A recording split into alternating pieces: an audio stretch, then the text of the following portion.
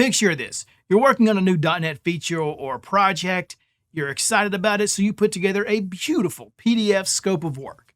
You send it over to the client, and they love it. You're excited. You get to work, but then 3 weeks later, you get that dreaded email that says, I don't remember agreeing to that feature. It's happened to me, and maybe it's happened to you as well.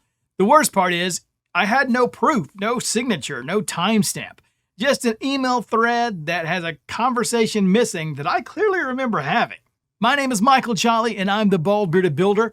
And today I'm going to show you how I solved that issue by integrating a signature workflow from BoldSign into my ASP.NET Core app. So here's the plan.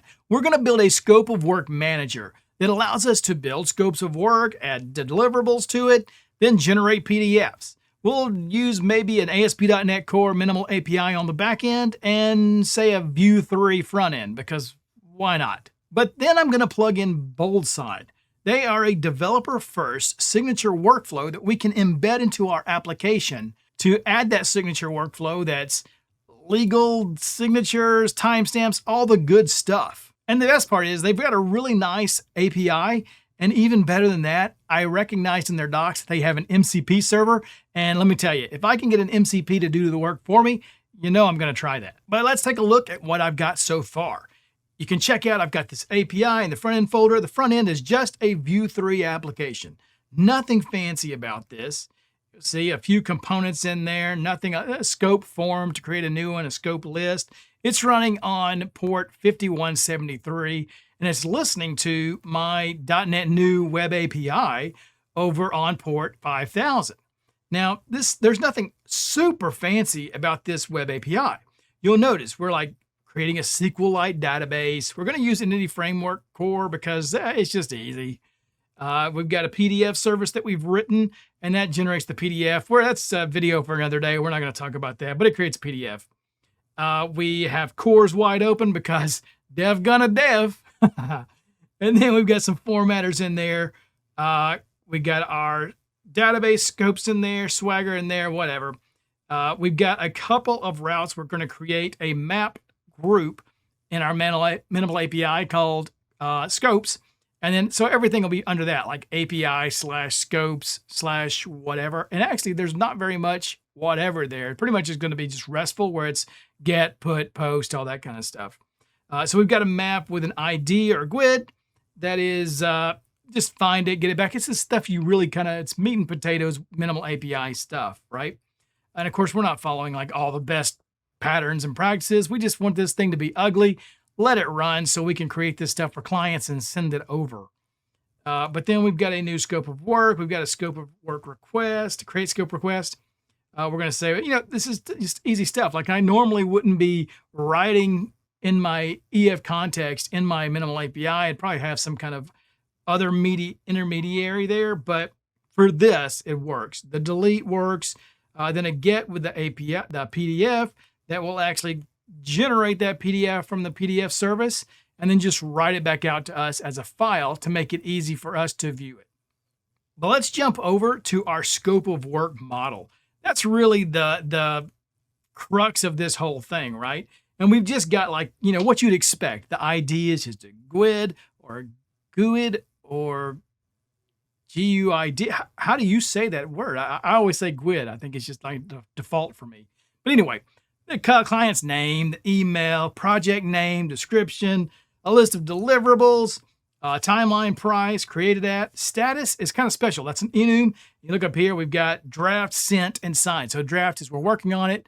Sent means we've sent it to the client, and then when they sign it, we'll come back and update that status. And then finally, we have this BoldSign document ID. I went ahead and added that right now. We're not going to use it initially, but I know I'll need it in the future, and I don't want to have to worry about migrations to add that field, just to show you that I'm going to be adding it to the app that was created now, but we're going to change in a minute, and you get it. So let's go check out our Vue3 application next. I'll close that down. We'll go look in front end, and it's very simple. This is basic Vue3 stuff. I've got Vue router going, and if you're using Angular or React, none of that matters. This is all just different flavors of the same ice cream, right? Just they look a little bit different, but they all do the same stuff. Use what your team uses, really, and what you're familiar with. Anyway, so that Vue3, matter of fact, let's just run it. Heck, why look at all the code? That's not fun. Let's go npm run dev in that front end folder. And in the API, let's run .NET run. And then once they fire up, I'm going to close that. That's running, so let's just open it here. There it is. It's pretty straightforward, right? That's not really a bald person up there, but, you know, we'll get there. Scopes, there's no scopes here. It's all empty, but you see the new scope icon over there. So we'll do new scope. This is exactly what our model shows. Name is John Doe. Let's use Mike at .netdrip.com. Project name, BoldSign is the bomb. Let's see, what's our description? Let's say this is a very descriptive description. You got that right. Deliverable number 1, a like, please. Number 2, subscribe. Seems appropriate. Timeline 1 to 2 weeks, let's say. And let's say the investment is going to be $4,000 because, you know, that's what it's going to cost. That's all I can do for you. There we go. We've got our record in there. It's a draft because we haven't sent it to the client yet. We don't actually have the ability to send it to the client yet. It's just downloading a PDF. And then I can try that. I can do that. It's going to try and save it to my drive. Okay, go over there. Let's open up my drive. There it is. Look at that. BoldSign is the bomb. Very descriptive description. Like and very descriptive description. Words are hard. The price, everything looks great, right? This is a beautiful PDF. Thanks. I try. But that's great, but we're in the same boat. We can send that to a client. They can look at it and say, oh, this is amazing. Please give me all the likes and subscribes for $4,000. Well, we're still in the same boat until we add BoldSign. Now, I'm so glad my friends over at Syncfusion hooked me up with BoldSign, and they wanted to sponsor this video so I could show you what I've done. And it's fantastic. Let me tell you. First of all, we know Syncfusion, they have great documentation. They're developer first. They've got a great RESTful API. But check out what I found. As I was going through to add it, I get their documentation and I'm like, okay, let me go look at their API. It's exactly what you expect as far as documentation. I love that they embed the videos, but check this out. They've got this integrated like whole little AI assistant that you can ask questions to. Well, that's wonderful. But you know me, I'm an old school developer who thinks I've got to build everything myself. And I'm trying to get myself out of that habit and using AI and other tools to do it for me a lot of times. But when I see an organization has an MCP, you've made me very happy. And look down here, connect with MCP, connect to VS Code. I'm going to do that, Jam. So we're going to do that, open it up, and then now it's opened, right? And I can hit install it, do it, make it so, number 1. And then if I come over to extensions, I should see BoldSign Assistance in there, okay? And can I say now, heck, I don't want to do this work. Let's open up the terminal and stop the API, stop the website from running. Go ahead and clear those and get them ready for us because, I'm chomping at the bit to get this done.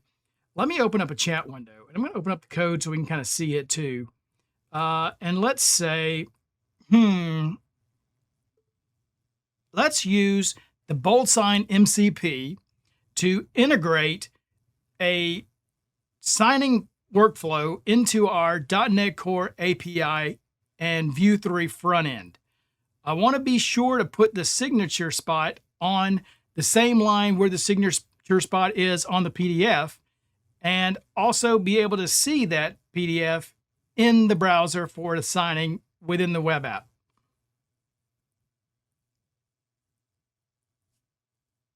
Be quiet for a second and it sends it automatically. It's going to use that BoldSign MCP. I said BoldSign. Transcription was crappy there, but regardless, it's doing its work. It's writing it to GPT 5.4, okay? And it's going to do the work while I enjoy my coffee.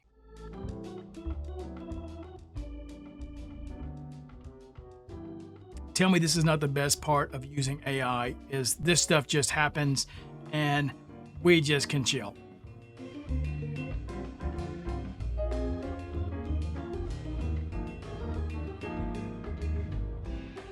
I'll give you a quick interjection. It's still working. It's adding endpoints for the signing link endpoint. It's adding a webhook so that it can receive webhook events that come in from BoldSign, with like someone signs or whatever. And then it's just adding it to the actual routes that we already have, because it can see my app, how the agents work. They can see the code already there, so they're just adjusting it and making changes as they see fit. But it's cranking away, and we'll continue on.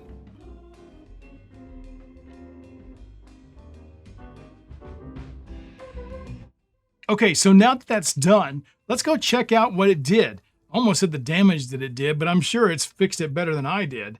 So I'll close that window down. Let's close our terminal as well, and instead go look at the changes. App settings changed. It's got API key and webhook secret. Now I know that webhook secret, like the way our code's written, if we don't provide it, it's no big deal. It won't do that validation. So no big deal. I'm not going to go look that up. API key, we're going to need those. So let's come back to that when we remember what all it's done. Services, it's added a BoldSign service. It looks like download signed document. That's cool. So when our webhook hits, it can call download that signed PDF and overwrite any local PDF we have, whether it's on the disk or in a database or something somewhere. Get embedded sign-in link, send for sign. That's awesome. So when we click something in the website, it'll send it to be signed. Great. How about the front end? Yeah, you made changes in source. You added some components for sign view, sign scope. You know what? Let's just run it. You know what? Like an animal. Oh, wait, we can't run it. We've got to do that API key, right? So let's go over to our app settings. We're missing that API key. So I'm going to go over to BoldSign and say, give me an API key. There's an old one. Let's just delete it. Generate an API key. We'll call this Sal. Generate token. Oh no, Michael, you've shown us your token. That's okay. I'll delete it after this. And paste it in here. Save it. And then let's run it now. npm run dev. And then come over here and .NET run. What's the worst that could happen? Things could happen. Let's see. I think we're safe, though. I think we're safe. Let's close that. Close that. There's our app running again. Let's go new scope. We'll say BoldSign test. I don't know. Mike at dotnetdrip.com. This is a test project. I'm not going to worry about that casing. The uber description goes here, of course. Again, comment, like, subscribe. I'm really interested in what you think comment-wise that we should add to this app. Right now, it doesn't have auth, so although it looks like it has built an endpoint where we can see the PDF and sign it within the app, there's no authentication. So right now, everything looks like it's just me. And that doesn't make sense. It doesn't do good for anybody to sign that. But if we were to add auth, what else would we add to this app? I'm curious. Let me know in the comments below. 1 to 2 days. Total investment, $10 whole. Create it. There it is. Oh, there's it. That's the one. This is a test project. Can we send it for signing? We did. Okay, now we can sign now according to this. And I wonder if this will work considering we are, oh, it does. It does. It doesn't, you don't see it very well. Yeah, I agree to the terms. There's the scope of work. Sign here. BoldSign test. My name is actually Michael Jolly Esquire the Third. Not true. Not true. Save and use. Finish. That's awesome. And now we're going to get that back in a webhook. It actually probably wouldn't hit me because I just realized I'm not running a proxy. But regardless, that webhook would come back here and update this to be signed, and I'd be able to download it. Matter of fact, I wonder if I go look in my documents here, there it is. It shows completed. So that's the one we just did in BoldSign. So we can go look at that. And sure enough, there it is. And it's got the signature on it. So that webhook would call back that it's been signed. We could call that download signed command method we added into the service and get this PDF that's signed and store that somewhere that's appropriate. That's stinking sick. Think about that. When a customer signs this, we get it updated and can store it. No more surprises. No more, I don't remember that. It doesn't matter what you remember. We've got a signed contract that's time-stamped, ready to go and back up our efforts. So what do we actually build? An ASP.NET Core Minimal API with a Vue3 front end, and we integrated BoldSign to handle document signing so that timestamps and legal requirements can be kept. And the best part of using BoldSign for me was the fact that we didn't write a line of code. Their MCP took over and made it super easy. I got to enjoy my full cup of coffee without it getting cool on me. And really, that's the future of working with these third-party APIs. Now, if you want to try BoldSign for yourself, there's a free tier, and I'll leave a link to the Signup and a link to the MCP in the description below. Hopefully this is helpful and gets you signing documents faster than ever. Until next time.